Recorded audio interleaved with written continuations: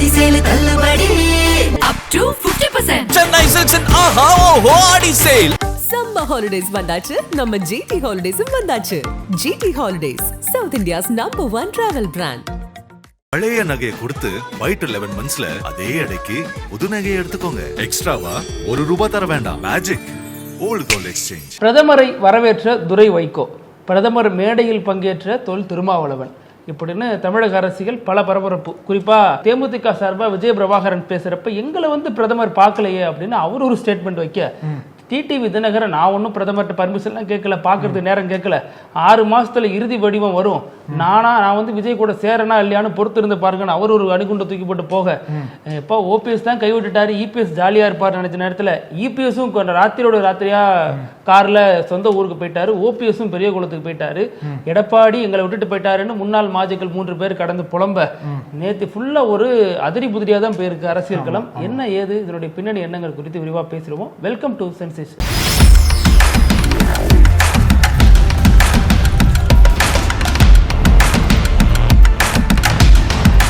வணக்கம் பிருத்திவி. வணக்கம் அழகு. பிரதமர் மோடி தமிழ்நாட்டுக்கு வந்தது நம்ம 2 நாள் தான். ஆனா அந்த 2 நாள்ல எவ்வளவு அரசியல் பரபரப்புகள், எத்தனை வியூகங்கள், எத்தனை கேள்விகள், எத்தனை எதிர்பார்ப்புகள், அது மாதிரிதான் நீங்க சொன்னது போல அந்த கூட்டணி பேச்சுவார்த்தை என்பது, கூட்டணி கணக்குகள் என்பது மாறுமா, யார சந்திக்க போறாருன்னு சொல்லிட்டு பல கேள்விகள் இருந்தது இல்லையா? ஆனா எனக்கு தெரிஞ்சு யாரையுமே தனிப்பட்ட முறையில மோடி மீட் பண்ணல. ஏர்போர்ட்ல இறங்குறாரு, ரிசீவ் பண்றாங்க, அங்கே வணக்கம் போட்டு போயிடுறாரு, விழால பங்கேற்கிறாரு, அப்படியே டெல்லி கிளம்பி போயிடுறாரு. இதுதான் அப்படியே இங்க இருக்கக்கூடிய அரசியல் கட்சிகளுக்கு ஒரு பெரிய அதிர்ச்சி கொடுத்துருக்கு, ஒரு பெரிய யோசனை கொடுத்துருக்குன்னு சொல்லலாம். குறிப்பா சொல்லணும் அப்படின்னா இதுல அதிமுக என்ன சொன்னாங்க அப்படின்னா, அந்த ஒரே மேடையில் அரியலூர்ல நடந்துச்சு இல்லையா, அதுல அந்த மேடையில திருமாவளவன் அந்த மேடையில் நிக்கிறாரு. ஆனா எதற்காக அங்க பங்கேற்றாரு அப்படின்னா, அரியலூர் அவரோட தொகுதி கீழே வருது, நாடாளுமன்ற தொகுதி கீழே வரக்கூடிய ஒரு இடம். சிதம்பரம் தொகுதி கீழே வருது அரியலூர். அதனால ஆஸ் அன் எம்பியா அந்த மேடையில திருமாவளவன் கலந்துருக்காரு. ஆனா இதை அதிமுகவை சேர்ந்த ராஜேந்திர பாலாஜி என்ன சொல்றாரு அப்படின்னா, திருமா எங்க கூட்டணிக்கு வந்துட்டாரு, இது ஒரு அற்புதமான திருப்பு முனை அப்படின்ற மாதிரி ஒரு அரசியல் கருத்தை பதிவு பண்றார். அதற்கு டக்குன்ட்டு ரெஸ்பாண்ட் பண்றது யாருன்னா வன்னியரசு, பிசிகாவை சேர்ந்த வன்னியரசு. அவர் என்ன சொல்றாருன்னா, சிறுத்தை எங்க இருந்தாலும் சிறுத்தை தான், இதெல்லாம் பெரிய திருப்பு முனைலாம் கிடையாது. ஆனா அவர் என்ன சார்ஜ் வச்சார் அப்படின்னா, ராஜேந்திர பாலாஜி எப்படி ப்ரொஜெக்ட் பண்ணார் அப்படின்னா, திரும்ப எங்களோட வந்துட்டாரு அப்படின்ற ரீதியில் ப்ரொஜெக்ட் பண்ண பார்த்தாரு. அது அப்படியே உடனே ஒரு கருத்தை சொல்லி அதை ஆஃப் பண்ணிட்டாங்க விசிகாக்காரங்க. ஏன்னா எப்பவுமே நாங்கள் கூட்டணிலாம் மாற மாட்டோம், எம்பியாக தான் கலந்துக்கிட்டோமே ஒழிய எங்களோட சனாதன எதிர்ப்பு என்பது எப்பவுமே மாறாதுன்னு சொல்லிட்டு ராணித்தனமாக கருத்தை பதிவு பண்ணியிருக்காங்க. அது மேடையில் நடந்த விஷயம். இன்னொரு பக்கம் பிஹைண்ட் த ஸ்கிரீன்ஸ் பார்த்தீங்க அப்படின்னா, எடப்பாடி பழனிசாமி மோடி வர்றதுக்கு கொஞ்ச நேரத்துக்கு முன்னாடியே திருச்சி ஏர்போர்ட்டுக்கு போறாரு, ரிசீவ் பண்றதுக்குலாம் போறாரு. அங்க ரிசீவ் பண்றாங்க, முன்னாடியே போய் வெயிட் பண்றாரு பேசணும். ஆமா, அப்புறம் அங்க மோடி வராரு, ரிசீவ் பண்றாங்க, அங்கேயே ஒரு இடத்துல ஒரு மனு கொடுக்குறாரு. அதுக்கப்புறம் வெயிட் பண்ணி பாக்குறாரு, சரி சந்திப்பு வர போல் இருக்கு, திருச்சியிலாம் போய் எல்லாம்.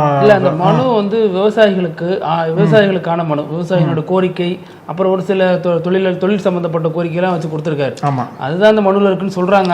ஆனா ஆபீஷியலா உள்ள என்ன இருக்கு. ஆனா இன்னொன்னு என்ன அப்படின்னா, சந்திக்கணும் அப்படின்னா ஏதோ ஒரு கொடுத்து பேச வாய்ப்பு ஏற்படுத்தணும்ல. அதனால மனு தொடர்பா சந்திக்கலாம்னு சொல்லிட்டு ஒரு பிளான் பண்ணிருக்கலாம். ஆனா இருந்தாலும் கடைசியில அந்த மனுவை மோடி வாங்கிட்டாரு. சார் நிகழ்ச்சி முடிச்சு டைம் கொடுப்பான்னு எடப்பாடி காத்துட்டே இருந்தாரு போல் இருக்கு. ஆனா அவருக்கு ஒரு பெரிய பின்னடைவு தான்.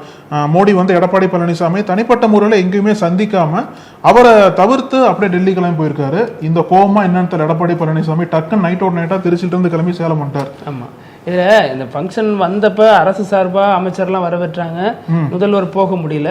நிகழ்ச்சி நடக்கிறப்ப அதற்கு முன்னாடியே அந்த திருச்சி தொகுதியினுடைய எம்பி துரை வைகோ வரவேற்றாரு. அதுவுமே ஒரு விஷயமா பார்க்கப்படுச்சுன்னு இவர் வந்திருக்காரு. ஏன் அப்படின்னா அந்த தொகுதியினுடைய எம்பிங்கிற முறையில் வரவேற்றாரு. நீங்க சொன்ன மாதிரி திருமாயா நிகழ்ச்சியில பங்கேற்றாருன்னா அந்த தொகுதியினுடைய எம்பிங்கிற முறையில் அவர் பங்கேற்றாரு. ஆனா இதையெல்லாம் இணைத்து வைத்து ஒரு தந்திர நகர்வுகள்லாம் நகர்த்தப்பட்டுச்சு. அதற்கு தான் விடுதலை சிறுத்தைகள் உடனடியாக ரெஸ்பாண்ட் பண்ணியிருக்காங்க, எங்க இருந்தாலும் திருத்தைகள் தான் அப்படின்னு. அது மாதிரி மதிமுகவும் இது ஒரு பெருமிதமான தருணம், இதை நம்ம பிரதமரை தமிழருங்கிற அடிப்படையில் வரவேற்கிறோம், ஏன்னா அது நம்மளுடைய மண்ணுக்கு பிரதமர் வராருங்கிற மாதிரி அவங்களும் இந்த செய்தியை எடுத்திருக்காங்க. இது ஒரு பக்கம் இருக்க, ஓபிஎஸ் முற்றுமுழுதா பாஜகவால கைவிடப்பட்டு விட்டாரா அப்படிங்கிற கேள்விகளும் எழுந்திருக்கு. ரொம்ப அடிபடுது இல்ல, அவர் அடுத்து என்ன எடுக்க போறாரு, ரொம்ப ரொம்ப ரொம்ப அடிபடுது. பாவமாக மீண்டும் அவர் அவருடைய பிளஸ் என்னன்னா, தன் மீதான பரிதாபங்களை வச்சுதான் அரசியல்ல அடுத்த எடுத்துட்டு போயிருக்காரு கடந்த காலங்கள்ல. ஸோ ரொம்ப விசுவாசி, இந்த மாதிரி நான் ரொம்ப பாவப்பட்டவன், இந்த ஒரு இமேஜ் தான் அவரை தூக்கிட்டு போயிருக்கு. ஸோ இப்போவும் அது தன்னை கை கொடுக்கும் நம்புறாரு. இவ்வளோ பட்டவர்த்தனமாக அந்த கடிதம்லாம் வெளியானதுக்கு அப்புறம் பிரதமர் மறுக்கிறார் அப்படின்னா ஓபிஎஸ் நமக்கு தேவையில்லை அப்படிங்கிற முடிவுக்கு பாஜக வந்துட்டு தான் பார்க்க முடியுது. 2 முறை அமித்ஷா இதுக்கு முன்னாடி வந்திருக்காரு, 2 முறை பிரதமர் வந்திருக்காரு, எந்த முறையிலும் அவங்க சந்திக்க நேரம் கேட்டும் கொடுக்கல. இதனால தான் டிடிவி டைமே கேட்கறது இல்லை. போன முறை வந்தப்போ மருத்துவமனையில் அட்மிட் ஆயிட்டாரு, இந்த முறை டைமே கேட்கலங்கண்ணா அப்படின்ட்டாரு. கேட்டு எதுக்கு அசிங்கப்படணும்னு நினைச்சாரோ நம்ம தெரியல, கேட்கவே இல்லை. ஓபிஎஸ்னுடைய முடிவு இப்போ என்னவாக இருக்கு? நேற்று எல்லாம் இருந்துட்டு ரொம்ப புலம்பிட்டாரா.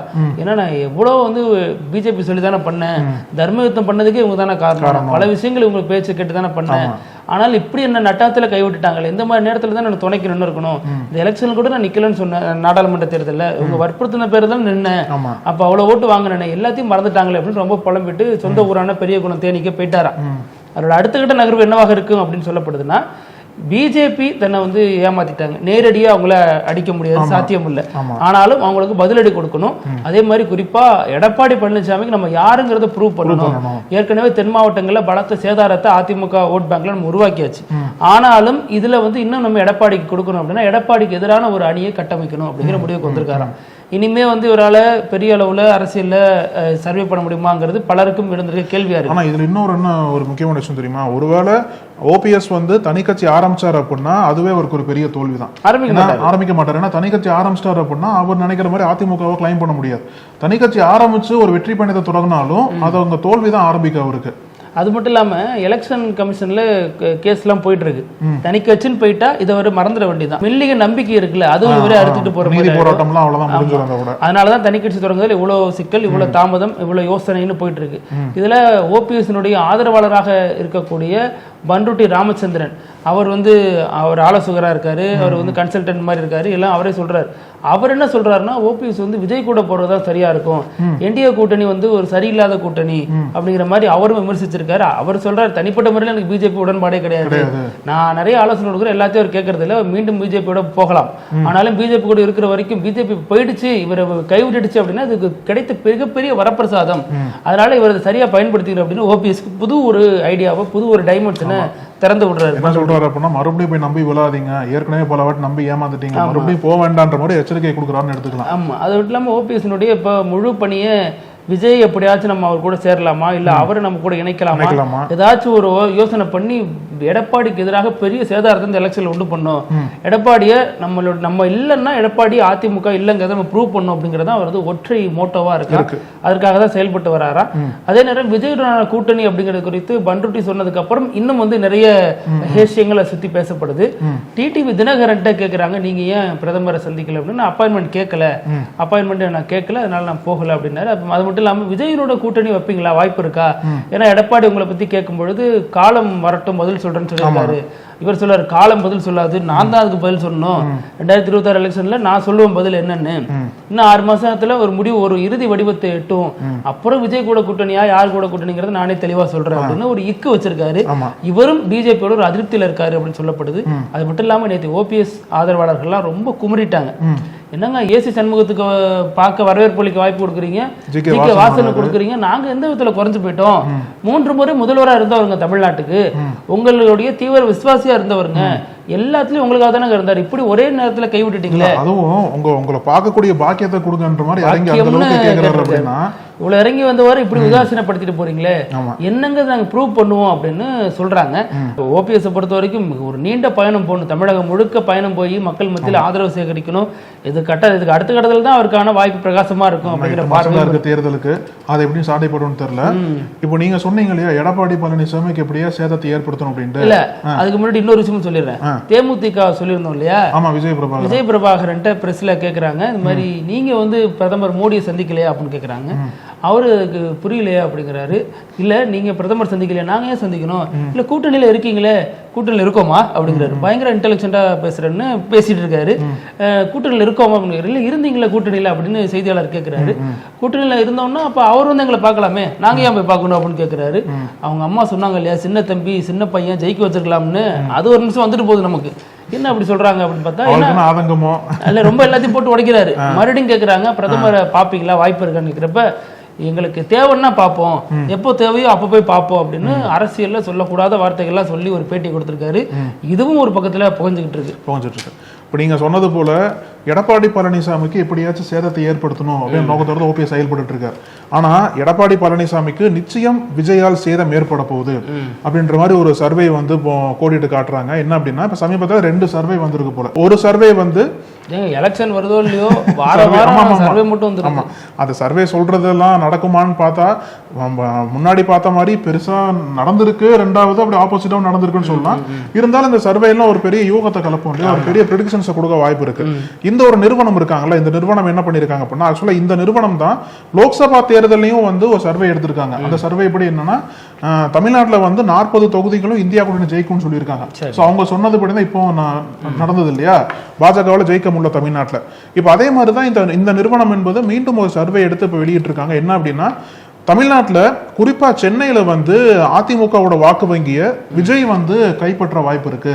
அதிமுகவோட வாக்கு வங்கிக்கு விஜயோட தமிழக வெற்றி கழகம் பெரிய ஒரு சேதத்தை கொடுக்க போகுதுன்னு சொல்லிட்டு இந்த சர்வே சொல்றாங்க. சர்வே எடுக்கணும் பொதுவாகவே தெரியுது. ஏன்னா விஜய் தான் அதிமுக விமர்சிக்கிறதே கிடையாது, அதிமுக விஜய் சீன்றதே கிடையாது. இல்ல இப்ப ஆரம்பிச்சிட்டாங்கல்ல, அதிமுக பேசும்போது எம்ஜிஆர் ஜெயலலிதாவை மட்டும் பாராட்டுறாங்க, எடப்பாடி பழனிசாமியை விமர்சனம் பண்ணி தான் இப்ப தொடங்கி இருக்காங்க. ஏற்கனவே விஜய் எடப்பாடி பழனிசாமி இருந்தா 2 பேரும் நேரடியாக தாக்கிட்டது கிடையாது வரைக்கும், இருந்தாலும் வந்து இந்த மாதிரி ஏற்கனவே பல அதிமுக காரங்களா எங்கள்கிட்ட வந்துட்டாங்கன்னு சொல்லிட்டு கிளைம் வைக்கிறாங்க இல்லையா. இப்ப அவங்களோட அவங்க டார்கெட்டே வந்து திமுகவை எதிர்க்கணும், திமுகவை தோற்கடிக்கணும், திமுகவுக்கும் எங்களுக்கும் மட்டும்தான் போட்டி அப்படின்ற நரேட்டிவ் செட் பண்ணணும் அப்படின்னா அதிமுக வாக்கு வங்கி வந்து டேமேஜ் பண்ணாதான் முடியும். அதற்கான சாத்தியக்கூறுகள் அந்த தேர்தலில் நடக்க போகுதுன்னு சொல்றாங்க. குறிப்பா சென்னையிலேயே சொல்றாங்க. தமிழகம் முழுக்க அவங்க பிரசன்ஸ் கிடையாது, இருந்தாலும் சென்னையில வந்து விஜய் கட்சி கொஞ்சம் ஸ்ட்ராங்கா இருக்கிறதுனால சென்னையில வந்து இந்த விஜய் கட்சி வந்து பனையூர்ல இப்ப வந்து அடுத்து வரக்கூடிய தேர்தலில் இந்த ஒரு வாக்கு வங்கி வந்து அதிமுகவுக்கு டேமேஜ் ஆகும் விஜயாலன்னு சொல்லிட்டு அந்த சர்வேல குறிப்பிடுறாங்க. அது மட்டும் இல்லாம இன்னொரு முக்கியமான சர்வே என்ன பண்ணா இவங்க வந்து ஓட்டர்ஸ் வைப் அப்படின்ற ஒரு நிறுவனம் இருக்கு, ஒரு அமைப்பு இருக்கு. அந்த அமைப்பு சர்வே எடுத்திருக்காங்க. இவங்க என்ன சொல்றாங்க அப்படின்னா திமுகவுக்கு ஒரு நெருக்கடியான நிலை ஏற்பட வாய்ப்பு இருக்கு. அதாவது கிட்டத்தட்ட 42% மக்கள் வந்து திமுக ஆட்சிக்கு எதிராக இருக்காங்க போல, அதிருப்தியில் இருக்காங்க. அது மட்டும் இல்லாம என்னதான் நம்ம வந்து அதிமுக பாஜக கூட்டணிக்குள்ள பல குழப்பங்கள் இருந்தாலும் இந்த கூட்டணி வந்து ஒரு மிக முக்கியமான ரோலை வந்து பிளே பண்ணுன்னு சொல்றாங்க. குறிப்பா அடுத்த தேர்தலில் யாரு வந்து தமிழ்நாட்டில் ஆட்சிக்கு வந்தா இந்த முன்னேற்றத்தை கொண்டு வருவாங்கன்ற கேள்விக்கு மக்கள் என்ன சொல்றாங்க அப்படின்னா 37% மக்கள் வந்து திமுக ஆதரவா நிக்கிறாங்க, 32% மக்கள் வந்து அதிமுக பாஜக கூட்டணி பக்கம் நிக்கிறாங்க. சோ என்னதான் அதிமுக பாஜக கூட்டணிக்குள்ள குழப்பங்கள் போயிட்டு இருந்தாலும் இந்த சர்வே படி பார்க்கும்போது நிச்சயமா அவங்களும் ஒரு ரோல் பிளே பண்ணுவாங்க, அவங்களை வந்து முற்றிலும் நிராகரிக்க முடியாது. இந்த சர்வே வந்து திமுகவுக்கு ஒரு எச்சரிக்கைன்னு தான் சொல்றாங்க. அந்த சர்வே ஓகே, இந்த சர்வே எங்க நடத்துறாங்கன்னு அட்ரஸ் கொடுத்து நடத்துங்க, இல்ல எங்க தான் நம்ம இது என்ன பண்ணுவோம் ஒரு 20,000 மக்கள்கிட்ட நடத்தினதா சொல்றாங்க. நம்ம இல்ல இப்ப பாக்குற ஆடியன்ஸ் யாராவது எடுத்திருந்தாங்கன்னா அவங்களாச்சும் கமெண்ட் பண்ணணும். அவங்க யார எப்படி ரெஸ்பான்ஸ் நடக்குதுன்னு தெரியல, ரகசியமா வச்சு ஏதோ பொக்ரான் அணுகுண்டு சோதனை பண்ற மாதிரி ரகசியமா பண்றாங்க. நேர்ல போறாங்க, ஃபுல்லா கூகுள் ஃபார்ம் தானாங்க, கூகுள் ஃபார்ம் அனுப்புறாங்க, ஆன்சரை தெரிஞ்சுக்கிறாங்க, மைண்ட் செட்டை தெரிஞ்சு அப்படியே ரிசல்ட் விட்டுறாங்க. ஃபுல்லா மோஸ்ட்லி நேர்ல எல்லாம் போறது இல்ல, பெண்ணும் பேப்பர்லாம் கிடையவே கிடையாது, ஃபுல்லா டிஜிட்டல் ஆயிட்டாங்க. அது மட்டும் இல்லாம இந்த விஷயத்தை பொறுத்த வரைக்கும் எடப்பாடி தரப்புலையும் அதிருப்தி இருக்கு. எடப்பாடியை சந்திச்சுட்டாரு பிரதமர் அப்படின்னு அவர் மகிழ்ச்சியாவும் இருக்க முடியல. ஏன்னா அடுத்த சந்திப்பு ஒரு அரை மணி நேரம் கேப் கொடுப்பாரு, நம்மள நான் அவரோட பேசுறது மூலமா நம்ம தான் அதிமுக முக்கியமான தலை, தமிழகத்துல பிரதமர் நம்பிக்கைக்குரிய ஒரே ஆள் நம்ம தான் அப்படி ஒரு காட்ட விரும்புறாரு. என்ன அப்படின்னா அதாவது அதிமுக பாஜக கூட்டணி சேர்ந்ததுக்கு அப்புறம் எனக்கு தெரிஞ்ச முதல் முறையை சந்திக்கிறாங்க எடப்பாடியும் பிரதமர் மோடியும். அந்த முறையில பார்க்கும்போது தமிழ்நாட்டுல இந்த கூட்டணிக்கான தலைவர் எடப்பாடி பழனிசாமி தான் அப்படின்ற முறையில பிரதமர் சந்திப்பாருன்னு சொல்லிட்டு எதிர்பார்க்கப்பட்டது, ஆனா தவிர்த்திருக்காரு. ஆனா அதுலயும் ஒரு ட்விஸ்ட் இருக்கு. இப்படிதான் அனைத்து கட்சி கூட்டம், அதாவது அனைத்து கட்சி கூட்டம்னா என்டிஏ அலையன்ஸ்ல இருக்கு அனைத்து கட்சி ஒரு இடத்துல டெல்லியில கூட்டினாங்க இல்லையா. இப்ப பிரதமர் பக்கத்துல எடப்பாடி பழனிசாமி சிரித்தபடி போஸ்ட் கொடுத்தாரு, அடுத்த ஒரு பாதங்கள்ல கூட்டி விட்டு விலகி வந்துட்டாரு. இப்போ சிரித்தபடி ஏர்போர்ட்ல போஸ்ட் கொடுத்திருக்காரு, அடுத்து என்ன நடக்குமோ அது அவங்களுக்கு தான் தெரியும். இது ஒரு பக்கம் இருந்தா எடப்பாடி பழனிசாமியோட போனாங்க இல்லையா, அது கட்சிக்குள்ள ஒரு சலசலப்பு ஏற்படுத்திருக்கு. எடப்பாடி பழனிசாமி 3 பேரோட போய் வரவேற்றார், கே.பி. முனிசாமி, எஸ்.பி. வேலுமணி, நத்தம் விஸ்வநாதன். இதுல மற்ற மூத்த தலைவர்களை ஏன் அழைச்சிட்டு போல அப்படின்னு ஒரு கேள்வி எழுந்திருக்கு. என்னன்னா அது வரைக்குமே வந்து அந்த டெல்டா பகுதி ஃபுல்லா சுத்தி வரப்ப இவர் இருந்தாரு, விஜயபாஸ்கர் கூட இருந்தாரு, அவர் விட்டுட்டு போயிட்டாரு. வளர்மதி ஒரு முன்னாள் அமைச்சர், அவங்க எங்க இருக்காங்கன்னே தெரியல. அவங்க எல்லாம் செங்கோட்டையன் தான் ஆப்வியஸ்லி தெரியுது. ஒரு சின்ன ஒரு கிராக் இருக்கு 2 பேர் கடையில. ஆமா, ஒரு மணி இருந்தா இன்னொரு மணி வரணுமே, தங்கமணி வரணும், தங்கமணி அவரும் இல்ல. இந்த மாதிரி நிறைய தலைவர்களை விட்டுட்டு போயிட்டாங்க. குறிப்பா ஆர்பி உதயகுமார் தான் ஓபிஎஸ் போனதுக்கு அப்புறம் சட்டமன்ற துணைத் தலைவராக இருக்காரு. அவர் தான் முக்கியமான பங்குலாம். அப்பக்கப்ப எடப்பாடிக்கு ஆதரவாக பிஜேபி அடிச்சதெல்லாம் அவர் பங்கு அதிகம். திமுக அடிச்சப்ப, முன்னாள் மாநில தலைவர் பாஜக தலைவர் அடிச்சப்ப அவர் பங்கு அதிகம். ஆனா அவரை அதுக்கு விட்டுட்டு போயிட்டு அவர் அதுக்கு அடைச்சிட்டு போல, அவரை கழட்டி விட்டாங்க. அதற்கு பதிலாக நத்தம் விஸ்வநாதனை அழைச்சிட்டு போயிருக்காங்க. ஸோ இதெல்லாம் வந்து தென் மாவட்டங்களில் ஒரு கொந்தளிப்பு ஏற்படுத்திட்டு மீண்டும் வந்து நம்மளை வந்து வேற ஏதோ ஒரு பாலிடிக்ஸ் நோக்கி நகர்த்துறாங்க அப்படிங்கிற ஒரு பிரச்சனையும் அங்க பேசப்பட்டு வருது. எடப்பாடி பார்த்தும் பிரச்சனை, ஓபிஎஸ் பார்க்காமலும் பிரச்சனை, அதிமுகல நாளொரு மேனி பொழுதனும் பிரச்சனையாவே இருக்கு. இப்போ இன்னொரு முக்கியமான நிகழ்வு தென் மாவட்டத்தில் மதுரையில குறிப்பா சொல்லணும் அப்படின்னா, உயர்நீதிமன்றம் மதுரை கிளையில இன்னைக்கு ஒரு வழக்கு மீண்டும் வந்திருக்கு இல்லையா. நீதிபதி GR சுவாமிநாதன் விசஸ் வழக்கறிஞர் வாஞ்சிநாதன். அவர் வந்து போன வரையும் நம்ம பேசணும், இன்னைக்கு நம்ம போன வரையும் பேசின மாதிரி இன்னைக்கு வந்து அவர் வாஞ்சிநாதன் வந்து பதில் கொடுத்திருக்காரு. அந்த குற்றச்சாட்டு வச்சாரு இல்லையா சுவாமிநாதனுக்கு அகைன்ஸ்ட், அவர் வந்து பயஸ்டா இருக்காரு, இந்த மாதிரி ஜாதி ரீதியா மத ரீதியாக தீர்ப்புகள் கொடுக்குறாருன்னு சொல்லிட்டு உச்சநீதிமன்ற தலைமை நீதிபதிக்கு வாஞ்சிநாதன் புகார் அனுப்பிச்சார். அந்த புகார் தொடர்பாக தான் இன்னைக்கு தமிழகம் முழுக்க பெரிய பேசு பொருளா மாறுனுச்சு. அதை தொடர்ந்து போன வருமே அவருக்கு வந்து ஒரு நோட்டீஸ் அனுப்பிச்சிருந்தாங்க, வாஞ்சிநாதன் நீங்க வந்து இதுக்கு ரெஸ்பாண்ட் பண்ணுங்க அப்படின்ற மாதிரி. அதற்கு ரெஸ்பாண்ட் பண்ற விதமா தான் இன்னைக்கு அந்த வழக்குல விசாரணை வந்தபோது GR சுவாமிநாதனுக்கும் வாஞ்சிநாதனுக்கும் இடையில ஒரு கைண்ட் ஆஃப் ஒரு ஆர்குமெண்ட் மாதிரியே போச்சுன்னு சொல்லலாம். இதுல குறிப்பா என்ன சொல்லணும் அப்படின்னா, ஒரு வாஞ்சிநாதனை பார்த்து கேட்கிறாரு, அதாவது ஒரு ஸ்லைடு காமிச்சிருப்பார் போல நீதிபதி சுவாமிநாதன் வந்து இந்த மாதிரி நீங்க பேசினதை படிங்கன்னு சொல்லிட்டு காமிச்சிருப்பார் போல. ஆனா வாஞ்சிநாதன் என்ன கிளைம் வைக்கிறார் அப்படின்னா, இல்ல இது வந்து சரியான நடைமுறையா இருக்காது, நீங்க மறுபடியும் இருக்கு அப்படின்னா ரிட்டர்னா கொடுங்க, நான் வந்து அதுக்கு பதிலளிக்கிறேன்னு சொல்றாரு. அதுக்கு நீதிபதி என்ன கேட்கிறாரு அப்படின்னா, நீங்க முதல்ல அதை படிங்கன்ற மாதிரி சொல்றாரு. ஆனா அவரு வந்து படிக்காம தயக்கம் கட்டுறாரு என்னன்னு தெரியல. அது டக்குன்னு நீதிபதி சுவாமிநாதன் என்ன சொல்றாரு அப்படின்னா, வாஞ்சிநாதனை பார்த்து உங்களுக்கு கண்ணுனா சரியில்லையோ, அரவிந்த் ஹாஸ்பிட்டல் போகணுமான்னு சொல்லிட்டு ஒரு கைண்ட் ஆஃப் ஒரு ஓப்பன் கோர்ட்லயே ஒரு விமர்சனம் வைக்கிறார். கண்ணாடி அந்த மாதிரி கேட்கிறார். அது வந்து அப்பவே பாக்குறவங்களுக்கு அதிர்ச்சியா இருந்தது. என்ன ஓபன் கோர்ட்லயே வந்து இவங்க 2 பேரும் இப்படி ஆர்கியூமெண்ட் பண்ணிக்கிறாங்க அப்படின்னு கேட்டாரு. அதனோட நீட்சியா தான் இதுவும் பார்க்க வேண்டியது இருக்கு. அதை தொடர்ந்து வழக்கு மீண்டும் விசாரணைக்கு வந்தபோது இறுதியில் என்ன சொல்லியிருக்காரு அப்படின்னா, நீதிபதி சுவாமிநாதன் வந்து இந்த வழக்கை வந்து உயர்நீதிமன்ற தலைமை நீதிபதிக்கு ரெஃபர் பண்ணியிருக்காரு. அவரே பார்த்து முடிவு எடுத்துக்கிட்டோம் அப்படின்ற ரெஃபர் பண்ணியிருக்காரு. ஏன்னா முன்னாடி ஒரு குற்றச்சாட்டு இருந்தது, நீங்க இந்த ஒரு கம்ப்ளைண்ட்டை பதிவு பண்றீங்க, அந்த வழக்கை வந்து நீங்களே இப்படி விசாரிக்க முடியும்னு சொல்லிட்டு தான் பெரிய கேள்வி இருந்தது. அந்த கேள்வி தான் தொடர்ந்து 10 முன்னாள் நீதிபதிகள்லாம் கேட்டே இருந்தாங்க இல்லையா. இப்போ இன்னைக்கு என்ன சொல்றாரு அப்படின்னா, அந்த வழக்கை விசாரிக்கவில்லை, நான் எதற்காக நீங்க வந்து இப்படி பேசுறீங்கன்னு சொல்லிட்டு அந்த வழக்கில் இருந்து கொஞ்சம் ஒதுங்கி இருக்காரு.